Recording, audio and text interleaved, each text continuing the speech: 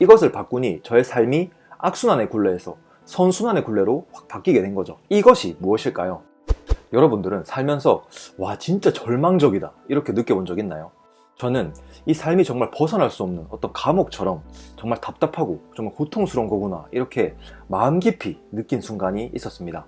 정말 물리적으로 심장을 막 쥐어짜는 듯한 그런 느낌이 들 정도로 정말 강하게 느낀 순간이었는데, 그 순간은 바로 나는 무슨 짓을 해도 결국 불행하고 불안하고 좀 두려움을 느끼는 그런 존재구나 라는 생각이 들었을 때였습니다. 저는 원래 항상 자유라는 것을 굉장히 중요하게 생각하는 사람이었는데, 그래서 어느 순간 이런 생각을 하게 됐습니다. 좀 해외에 나가서 살면은 내가 평소에 가지고 있던 어떤 이 불안함, 이 답답함, 불행한 감정을 좀 떨쳐낼 수 있지 않을까 이렇게 생각을 해서 저는 결국 해외로 나갔습니다. 하지만 그 자유롭다는 느낌도 잠시일 뿐 다시 원래 느꼈던 그 불안함, 답답함이 다시 또 찾아왔고, 또 동시에 그런 타지 생활의 외로움, 어려움까지 겹치면서 오히려 더 악화되더라고요. 그렇다고 또 주변에 이런 고민을 얘기하고 또 막 투정을 부리기에는 또 이미 너무 나이가 들어버렸고, 제가 또 스스로 한 선택이기에 뭐 또 그 선택을 뭐 탓하거나 뭐 타인에게 푸념을 한다고 해봤자 달라질 게 없다는 걸 너무 잘 알고 있었기 때문에 뭐 누구에게 말도 못하고 그냥 혼자 마음속에서 계속 불안함과 그런 두려움을 가지고 그냥 계속 살아갔던 것 같습니다. 그렇다고 계속 뭐 그렇게 그냥 살 수는 없잖아요. 그래서 뭐 변화를 위해서 뭐 나름대로 뭐 많은 노력을 했습니다. 정말 뭐 좋아하던 일을 다시 시작해보기도 하고, 또 기존과는 다른 좀 더 뭐 진지한 마음으로 사람들을 만나보기도 하고, 또 뭐 그런 나쁜 기분에서도 성취감을 느끼는 어떤 행동들을 할 때 그나마 그 기분을 좀 떨쳐낼 수 있었기에 뭐 또 새로운 목표를 세우고 뭐 또 달성하기 위해 열심히 달리고 뭐 그런 과정들을 계속했던 것 같습니다. 그 과정에서 뭐 얻은 것도 있고 또 많은 것을 느끼기도 했지만, 뭐 제 내면 깊은 그 불안과 두려움은 뭐 계속 여전한 것 같더라고요. 마치 그 영화 인사이드 아웃 여러분 아시나요? 감정들이 막 각 캐릭터로 이렇게 막 표현이 된 영화잖아요. 뭐 기쁨이도 있고 슬픔이도 있고 뭐 소심이 뭐 여러 캐릭터가 나오죠. 그것처럼 저는 뭐 불안이나 이 두려움이 저의 어떤 정체성이자 기본값처럼 느껴졌습니다.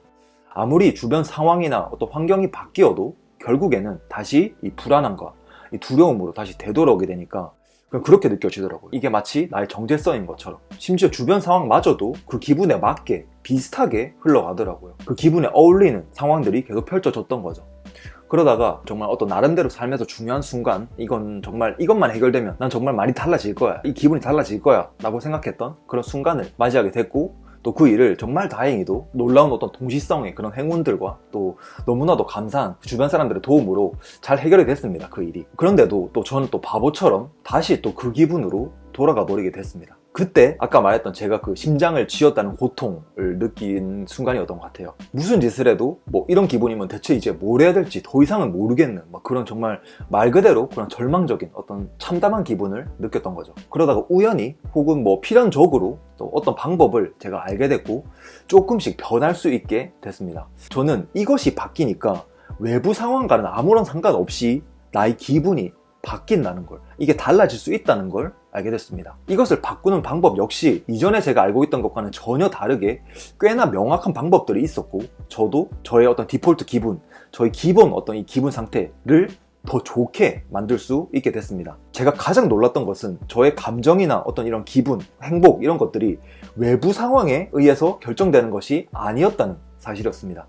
평생 외부 환경을 바꾸어야 행복할 거라고 믿고, 그래서 나름대로 노력을 해왔고, 또 주변 사람들, 뭐 세상의 대부분의 사람들이 그렇게 산다고 생각했었는데 그게 아니었던 거죠. 아무리 환경이 바뀌어도 이것이 바뀌지 않으면 같은 감정에 빠지게 되고 같은 문제 속에서 반복되는 삶을 살게 된다는 걸 이제 몸으로써 좀 이해할 수 있게 된 거죠. 그리고 이것보다 더 놀라웠던 것은 세상은 내면의 거울이다 라는 말처럼 감정이 바뀌기 시작하니 그 감정과 어울리는 일들이 제 삶에 더 많이 나타나기 시작했다는 겁니다. 이전에는 막 불안함을 느낄 일들, 또 두려움을 느낄 일들을 피하기 위해서 막 나름대로 정말 최선을 다하고 막 발버둥을 치고 막 그래도 그런 일들이 오히려 나에게 더 찾아오는 그런 느낌을 받았었는데, 기분이 바뀌니 정반대가 된 거죠. 그러니까 제 기분이 두려움과 그런 어떤 불안함을 계속 느끼고 있으니까 주변에서도 그런 일들이 피하려고 해도 계속 펼쳐지는 것처럼 기분이 또 달라지니까 그에 맞게 또 외부 상황도 역시 달라지더라는 거죠. 그러니까 세상은 정말 내면의 거울이다 라는 걸 정말 체감할 수 있던 순간이었던 것 같습니다. 저는 점점 내일이 두려운 삶, 아침에 눈을 뜨기 싫은 삶에서 점점 내일이 기대되는 삶, 그리고 아침에 눈을 떴을 때 또 오늘 살아갈 수 있다는 거에 감사할 수 있는 삶으로 바뀌기 시작했습니다. 이것을 바꾸니 저의 삶이 악순환의 굴레에서 선순환의 굴레로 확 바뀌게 된 거죠. 이것이 무엇일까요?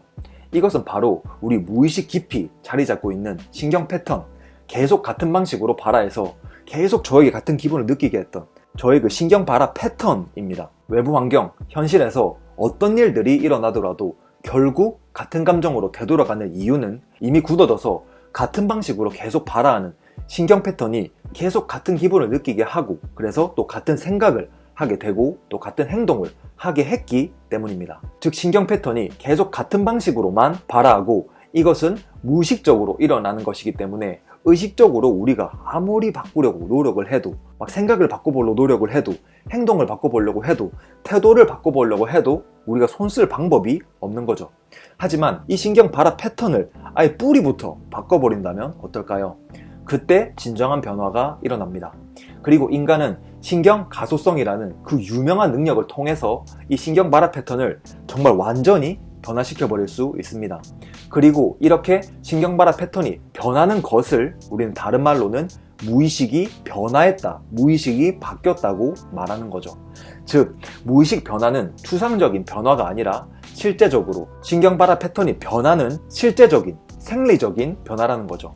그렇다면 어떻게 우리의 신경 가소성을 잘 이용해서 이 신경 패턴을 바꿀 수 있을까요? 사람들이 많이들 말하는 것처럼 긍정적인 생각을 하고 의식적으로 막 다짐을 하고 의지를 막 다지면 우리 기존의 신경 패턴이 변화될까요?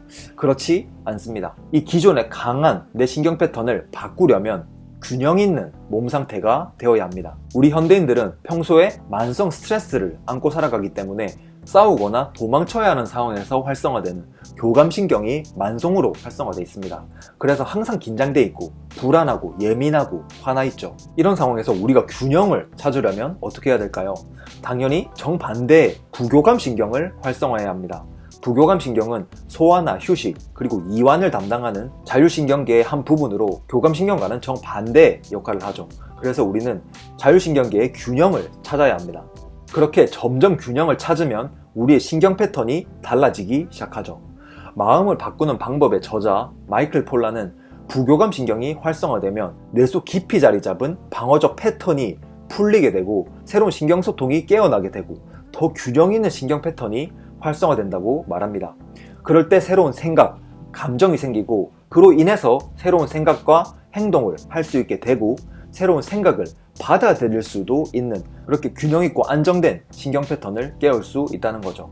이렇게 자율신경계의 안정을 찾으면 다른 몸의 시스템, 예를 들어서 호르몬 분비를 담당하는 내분비계 시스템 이런 것들도 안정을 찾으니까 호르몬의 분비도 균형을 찾게 되고 다른 역시 소화계, 호흡계, 순환계들 역시 더 올바르게 소통하게 됩니다. 즉 우리 전체 몸 시스템의 균형을 만들게 되고 이때 신경 패턴이 변화하기 시작한다는 거죠. 그렇다면 이 자율신경계의 안정을 찾기 위한 최고의 방법은 무엇일까요?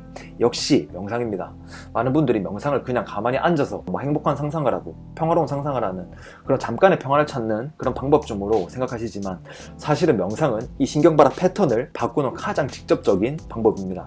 그렇기에 고대의 우리 석가모니, 부처님부터 현대의 영적 지도자들이나 또 뇌과학자들, 신경과학자들도 이 방법을 강조하고 있고 또 구글이나 애플 같은 그런 글로벌 기업들에서도 큰 돈을 써가면서 직원들에게 명상 수업을 시키고 있는 거죠. 명상은 말 그대로 신경발화 패턴을 바꾸는 신경계의 운동입니다. 가슴 근신경을 발달시키는 게 가슴 운동이고 그것을 하면 할수록 가슴 근육은 더 강해지고 우리는 이 가슴 근육에 대한 통제력이 더 좋아져서 점점 가슴 운동을 더 잘해지게 되듯이 신경발화 패턴을 바꾸는 이 신경계 운동인 명상 역시 하면 할수록 더 잘해지고 우리 몸의 신경발화 패턴을 조율하는 능력, 우리 자율신경계를 조율하는 능력도 더 강해집니다. 그리고 이것은 추상적인 것이 아닙니다. 제가 수많은 명상 수업을 들으면서 느낀 점은 너무 좀 추상적인 수업들이 많았다는 겁니다. 이것도 신경발화 패턴을 바꾸는 어떤 훈련이고 연습인데 너무 추상적이고 영적으로만 좀 느껴지는 경우가 많았던 것 같습니다. 물론 그런 방식도 장점이 있지만 마치 가슴 운동을 하는데 계속 약간 벤치프레스를 깃털이라고 생각하면서 들어보세요. 뭔가 이런 느낌을 저는 좀 받았던 적이 많습니다. 하지만 저는 다행히도 점점 이런 연구와 교육이 더 활성화되고 있는 영미권 국가 이런 데서 이제 명상이 또 많이 유행하고 있고 이런 수업이나 워크숍들이 너무 많이 있기 때문에 그런 직접적인 방법들을 좀 더 많이 체험할 수 있었고, 또 그렇게 뭐 점점 빠져들게 되면서 호흡에 대해서도 더 많이 공부하게 되고, 그리고 제가 요가바리 스쿨의 브리딩 인스트럭터로서 사람들이 호흡을 이용해서 뭐 자율신경계를 안정화하고 건강을 되찾고 이런 여러 가지 사례들을 보게 되면서 내 몸을 느껴보는 이 방법인 명상과 호흡을 잘 이용하면은 비교적 정말 짧은 시간 안에 이런 신경 패턴, 무의식 변화로 이어진다는 걸 알게 됐습니다. 몸을 제대로 잘 느껴주고 올바른 호흡을 통해서 자율신경계를 안정화시킬 때 진정으로 우리의 신경발화 패턴이 변화하고 무의식이 변화하게 된다는 거죠. 그래서 제가 이 과정을 정말 쉽게 이 기본을 잘 다질 수 있도록 12주 명상 코스를 준비했는데 제 예상보다 더 많은 분들이 찾아주셔서 1차 수강생 모집은 마감됐습니다. 이번에 수강 신청해주신 여러분들 정말 다시 한번 감사를 드리고, 정말 코스에서 주어지는 대로 그 실천만 해주셔도 정말 무의식 변화, 신경 발화 패턴의 변화를 할 수밖에 없게 짜놨으니까 꼭 12주간 잘 해주시기를 바랍니다. 아마 생각하시는 것보다 더 많은 혜택을 받으시게 될 겁니다. 그리고 1차 모집은 마감됐지만 11월 중순쯤에 다시 2차 수강 신청이 열릴 예정이니까 관심 있으신 분들은 조금만 기다려주시면 감사하겠습니다. 그리고 기다려주시는 분들을 위해서 이 신경계 운동인 명상을 체험해 볼 수 있는 무료 강의를 준비했습니다. 작지만 큰 변화의 시작이 되었으면 합니다. 무료 강의를 받아보고 싶으신 분들은 고정 댓글을 확인해주세요. 함께 내 안에 참나, 최고의 나로 나아가는 여정을 해보시기를 기대합니다. 다음에 다른 영상으로 찾아뵙겠습니다. 감사합니다.